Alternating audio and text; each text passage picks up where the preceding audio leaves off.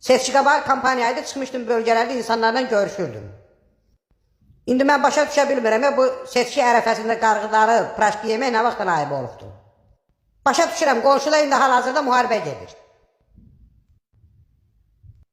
Müharibədən təzə çıxmışıq, NATO deyil, o Xalq Məhkəməsi deyil ki, gedək deyək ki, müharibəni saxlayaq.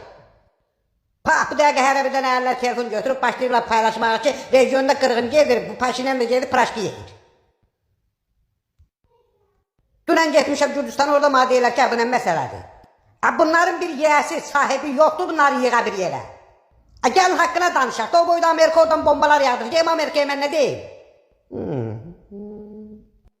Gedib söz deyərəm, düzdə bombanı oradan atdı da, nə qarayacaq? Nə qarayım, mən də hamişimi qıraqdan baxıram da. Axı mən kimə? Qarabağda səs almadım, kim gəlib mənim dalımda durdu? Pua oradan, Harop buradan, Fertalyot oradan, Samalyot buradan, hələ bayraqları demirəm. Siz Allah güldüsün. Düz demirəm? Mənim nəyimə lazımdır, qulağım, diş qulağımı oturmuşam da, öpürəm, sağ ol.